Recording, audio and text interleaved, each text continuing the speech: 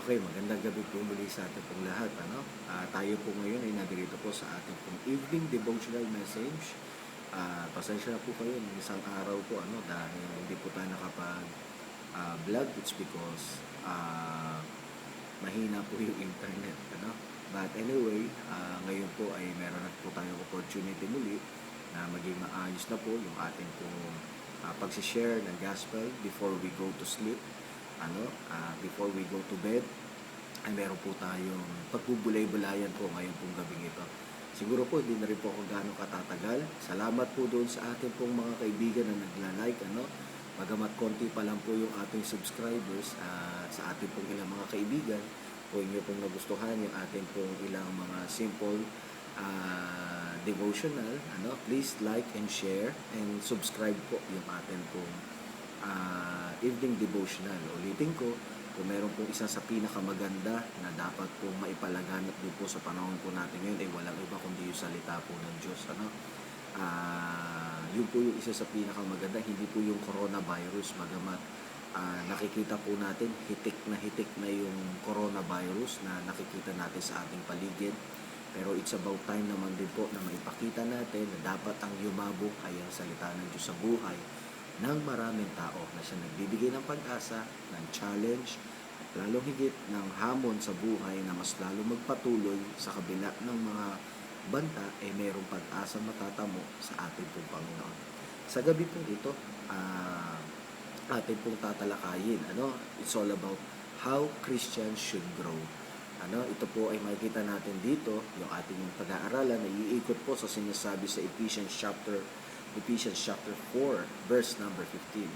At kung kayo po ay nakasubaybay sa akin po ngayong pag-aaralan po natin ngayong gabi ito, akin pong babasahin dito po sa wikang Tagalog sa Efeso Kapitulo 4, talata 15. Ito po sinasabi, sa halip sa pamamagitan ng pagsasalita ng katotohanan, sa diwa ng pag-ibig, tayo dapat maging lubos na katulad ni Kristo na siyang ulo natin lahat.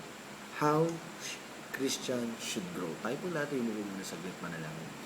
Dakilang Diyos, aming pong Ama, salamat po sa iyong mga salita na aming pong pag-aaralan ngayon. Gamitin mo po ito upang maging kayamanan namin hanggang sa aming pagtulog din ay maging daan ito at maging gabay po namin ito para kinabukasan ay magamit namin ang iyong salita sa aming pong paglago sa buhay namin bilang isang mananampalataya.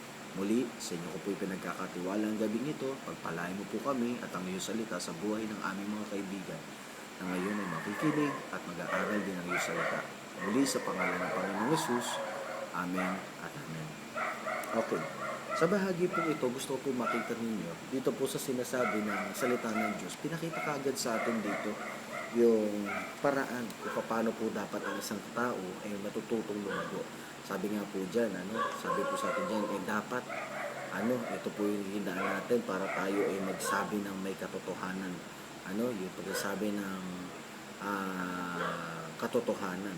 Tandaan po natin ang pagsasabi ng katotohanan, hindi po madalas ito maganda sa paningin ng tao. Sapagkat minsan ang pagsasabi ng katotohanan, it will hurt you. Minsan ito'y makasasakit sa iyong damdamin. Pero it is an eye-opener naman po para sa atin. Ganun po ang salita ng Diyos. Tandaan po natin, the Bible may hurt you, but He will never comfort you in a lie. Hindi ho, ang salita ng Diyos, never ho tayong kinocomfort sa kasinungalingan, kundi yung salita ng Diyos ay palagi ho tayo itong kinocomfort sa katotohanan.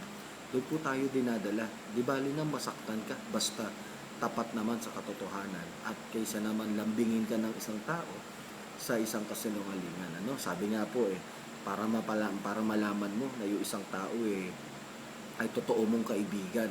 May nabasa nga po ko, sabi po dun sa quotes na akin pong nabasa. Ang tunay na kaibigan, hindi mo lang yan madalas kasama, kundi madalas kinakailangan mong batukan para matauhan. May point po yung isang sinasabi niyo yun. Kasi minsan sa mga kaibigan o sa mga kumpare, minsan chismisan, ganyan. Pero kung ikaw ay totoong kaibigan, dapat tapatin mo yung tao sa katotohanan, hindi sa puro kasinungalingan. At sa pamamagitan ho nun, makikita ho ninyo kung paano yung tao napagpapala po ng Panginoon, ano? At kung yung isang tao ho ma-open sa'yo, it's up to them, ano? Tandaan po natin, ano? Ang totoong paningin, sabi nga po nung real eyes realize real lies, ano? Kaya yun po yung isang maganda na po pwede nating gamitin sa atin, ano? Sa part po nito, ang gusto po ng Panginoon sa atin dito, kasi sa portion pa lang po nito, sa halip sa pamamagitan ng pagsasalita ng katotohanan, yun po yung gusto po sabihin ng Panginoon sa atin. Ang pagsasalita po ng katotohanan, masakit po minsan, pero ito po ay malaking pakinabang po sa buhay natin. Sabi ng Bible po yan, ano? In 2 Timothy chapter 3 verse 16, ano? All scripture is given by inspiration of God and is profitable for doctrine, for reproof, for correction, for instruction, and righteousness. Ano? Malino po sinasabi doon. Sinasabi rin po sa atin sa for preach the word, be instant in season, and out of season, reprove, rebuke, exhort with all long sufferings and doctrine. Pinapakita din po doon na ang salita ng Diyos dapat ito ay makapag-rebuke. Ibig sabihin, ang isang taong nare-rebuke, meron kong nagagawang pagkakamali, at kung ikaw naman ay na-rebuke, maituwid ka naman, patuwid ka naman, at dapat pabago rin naman, ano? Sa part 2 na ito, gusto ko pong pag-aralan natin yung sinasabi po ng salita ng Diyos sa atin. Tandaan po natin, ang salitang paglago o yung salitang grow, tandaan po natin, hindi ito basta-basta. Maraming aspeto ang salitang growing o grow sa isipan ng tao. Madalas na sinasabi ng tao, ang paglago ay nakikita ito sa physical na kaanyuan. Ano? Maganda kapag malaki katawan mo, ibig sabihin nag-grow ka physically. Ano? Yung iba naman in social life, pagka marunong ka makisama, ibig sabihin you are growing in socialism. Ano? Pag mag-grow ka naman financially, pag marami kang pera, ibig sabihin nag-grow ka sa part na ito. Ano? Grow in mentally, kapag matalino ka, ibig sabihin marami kang alam, masasabi ito ay nag-grow ang isang tao. But you know what, mga kaibigan at makasama, hindi ko sinasabing mali lahat ng yun. Pero para malaman ho natin ang isang totoo na talagang nag-grow sa kanyang buhay, ano, it's not all about physically, it's not all about mentally, it's not all about financially, materially, socially. Mga kapatid at mga kasama, para malaman ho natin ang isang tao, ano, talagang lumalago sa Panginoon at lumalago sa kanyang sarili. The word maturity, it's not all about physical, it's not all about material, financial, socially. It's not all about it. It's all about our obedience to His word. Kung paano mo nakikita yung sarili mo sa pagsunod sa Panginoon. If you will not see yourself ngayong gabing ito, na ikaw ay hindi sumusunod sa Panginoon at mahirap kang sumunod sa Panginoon, yung tipong mas madali pang sumunod sa ibang tao rather than God. Ano? Kapag ka nakikita mo yung sarili mo ganun, parang hirap kang sumunod. Kahit matalino ka, kahit marami kang pera, kahit malaki katawan mo, kahit magaling ka makisama, tanda mo hindi ka lumago. Lumago ka lang sa aspeto sa paningin ng tao. Pero hindi ka lumago sa paningin ng Diyos. Why? Kasi isa sa pinakamaganda at pinakamahalaga na itinuturo ng Panginoon sa atin sa bahagi ng paglago is yung ang tao ay marunong sumunod sa kanyang mga sinasabi. Sabi ng Bible sa atin, if you love me, keep my commandments. He always spoke to His word, the word obedience. You know, if you abide in me and my words abide in you, ye shall ask what you will and it shall be done unto you. Remember this, yung pagsunod. Obedience is better than sacrifice. Pinakita rin po yun at tinuturo sa atin ang salita ng Diyos na napakahalaga po ng salitang obedience sa buhay po ng tao. Kaya sa bahagi po ito, gusto ko pong kuhanin yung salitang grow. At yun po yung pag-aaralan natin. Para makita natin kung saan ka dapat lumago. Ano? Grow. G-R-O-W. G stands for grace. Saan po tayo unang dapat lumago? Sa bahagi ng pagsunod, sa bahagi po ng biyaya, grace. Sabi nga ho sa atin ng 2 Peter chapter 3, verse number 18. Ano? But grow in grace and in the knowledge of our Lord. Ano? Pinapakita po sa atin dito na Yung grow, ang ibig sabihin po nito is favor, kindness, mercy, and forgiveness. Yan po yung pinapakita, tinuturo po sa atin dito. At nang dahil sa biyaya ng Diyos, sa kanyang pagmamahal sa atin, ito'y ibinigay niya sa atin upang maranasan natin yung kanyang biyaya. Yung kanyang biyaya na ipinagkaloob, naranasan natin to when He obeyed on the cross. When He gave His life, when He gave His life, He became obedient until to the cross. Hanggang sa kanyang kamatayan, He became obedient. Yun po yung malinaw na makikita natin sa Philippians chapter 2. Na binanggit po sa atin doon sa verse number 7 and verse number 8. He became obedient unto death. Hanggang kamatayan. For what? That every one of us to inherit His grace sa buhay po natin. Na tayong mga tao, that we are not worthy to receive the grace of God, but He did it for us. Ginawa niya po yun para po sa atin. At mga kapatid, gusto ko po makita rin natin dito that Christians should grow in grace by emulating Christ. Yung sundan ho natin yung yapak. Pastor, parang ang hirap naman sundan yung yapak ng Panginoon. Oo, sa isang banda. Kung gagayahin ho natin ang Panginoon, napakahirap po talaga. Pero sa biyaya ng Diyos, magagawa ho ng tao. Parang simple lang. Hindi mo naman kinakailangan sundan talaga.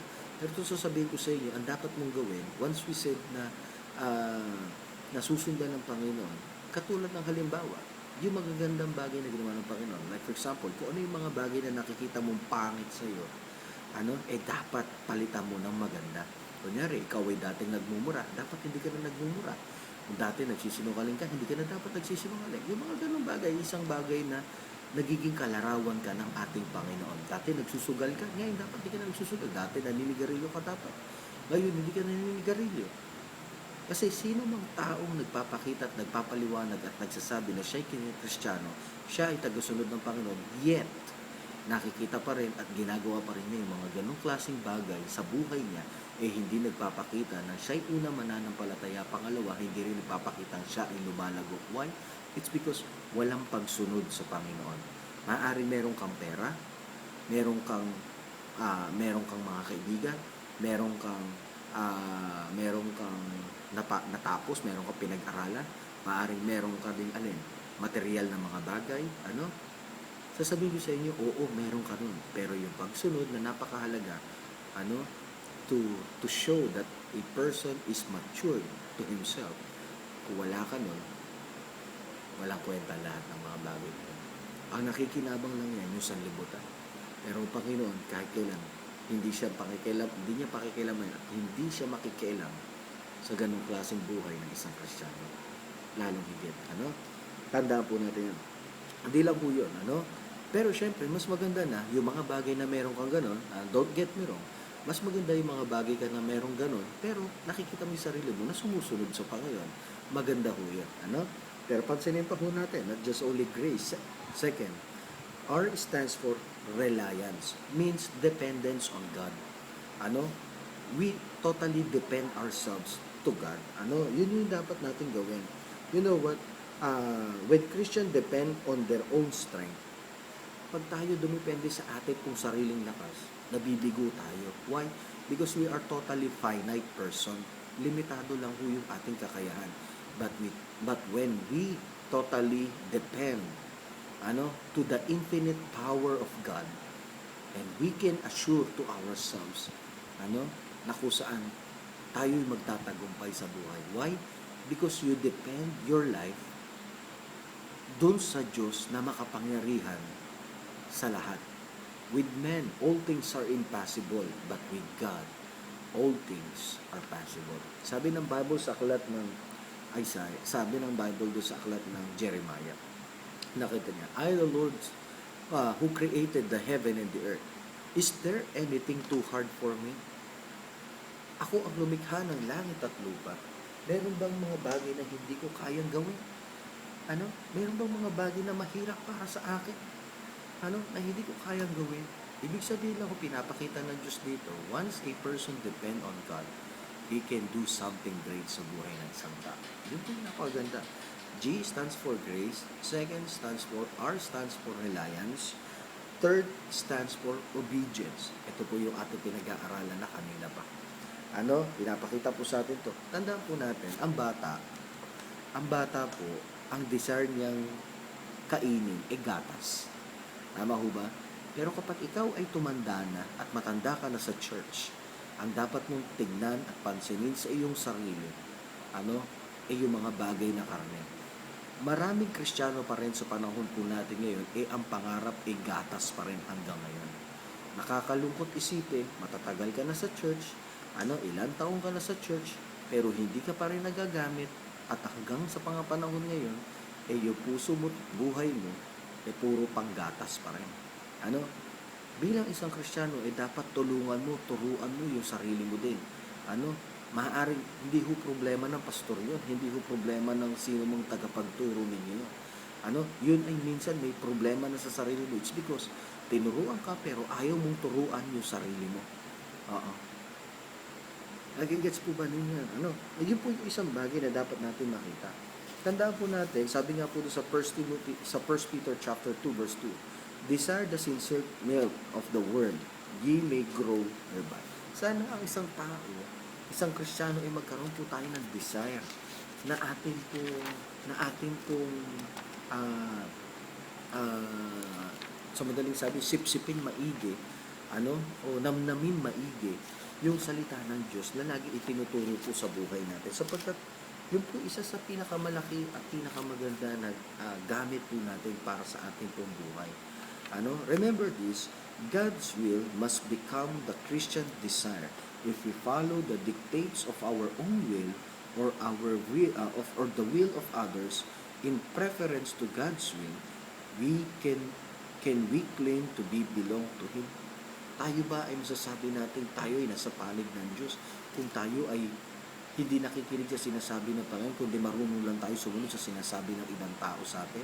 Marunong tayo sumunod sa sinasabi ng sarili natin, pero hindi sa kalooban ng Diyos? Diba sabi nga ho sa atin ng salita ng Diyos sa Proverbs chapter 3, very familiar passage na ho sa atin to, dahil ito po yung unang binanggit ho natin sa ating po pag-aaral sa evening devotional message po. Sabi po doon, trust in the Lord with all your heart and lean not unto thy own understanding. In all your ways acknowledge Him and He shall direct your paths. Pero maganda yung sumunod doon. Be not wise in thy own eyes. Fear God and depart from evil. Pinapakita po sa atin doon na huwag tayong maging matalino para sa sarili lang natin. Lagi natin hingin yung plano ng Panginoon. Lagi natin hingin yung gusto niyang gawin sa buhay natin. We must become obedient to our God. And that's yun po yung isang bagay na magandang gawin mo natin para sa sarili natin. Remember, God's Word reveals His will. Christian must desire God's Word if they are to do God's will. Tandaan po natin, Christian must desire God's Word if they are to do God's will. Only by wholeheartedly receiving and obeying God's Word can obtain spiritual growth. Yan po yung malinaw na sinasabi po sa atin dito sa 2 Peter chapter 1 and verse number 4. And paghuli at pangwakas. Ano po yung una? Grace. Secondly, R stands for reliance. O stands for obedience. And then W stands for wisdom. Wisdom. Remember this, sabi po doon sa atin, but grow in grace and in the knowledge of the Lord. Let us understand the word knowledge in the Lord. Ibig sabihin, magkaroon ka ng karunungan mula sa ating pong Panginoon, sa Kanyang salita. Hindi ko sinasabi, tulad nga po sinabi ko kanina, hindi ko sinasabing masama yung meron kang pinag-aralan. Pero maganda, kasi kung meron ka lang pinag-aralan, pero wala ka namang pagsudod, wala rin kwenta ko lahat ng yan. Pero ang maganda, meron ka ng pinag-aralan, may material ka na, may financial ka na, physically fit ka pa. Pero ito sasabihin ko sa inyo, marunong ka na, pero marunong ka pang sumunod. Yun yung maganda. Ibig sabihin, naka-concise na sa'yo lahat. Ibig sabihin, concealed na pala. I'm sorry. ibig sabihin, sagrado na sa'yo lahat. Ano? Okay na. Wala nang problema sa'yo. Ano? At yun po yung maganda. Ano? Wisdom. Failure to grow in wisdom and understanding limits the Christian outreach for God's and helpfulness to others. Ibig sabihin, ah, kapag ka wala kang kaalaman pagdating sa salita ng Diyos, wala kang magagawang pagtulong din sa ibang tao. Ibig sabihin, baka mamaya pati yung pagtulong sa kapwa mo, ito'y sapilitan pa sa'yo. Ano? Ibig sabihin, yung tipong ikaw yung tumutulong pero ang bigat-bigat sa kalooban mo. Pero kapag ang salita ng Diyos, you are totally filled with the Word of God, remember this, once you help other people, hindi ito nagiging kabigatan sa puso mo, kundi ito'y nagiging kaligayahan ng puso mo. Kaya ang pagtulong hindi lang minsan once. Ano? Kaya sabi ng Bible sa atin, as we have therefore opportunity, let us do good to them, sa mga tao, sa mga unbelievers. But most especially to the household of faith, sa mga kapwa rin naman natin mananampalataya. Huwag tayo mananawang tumigil, gumawa tayo ng dapat, sundin natin ang salita ng Diyos, sapagkat yun ang higit na magiging kapakinabangan natin upang tayo ay lumago unti-unti sa salita po ng ating pong Panginoon. Sana mga kapatid at mga kaibigan, ngayon pong gabing ito, bago tayo matulog, pagbulay-bulayan natin. Oo nga, no? Pansinin ho natin.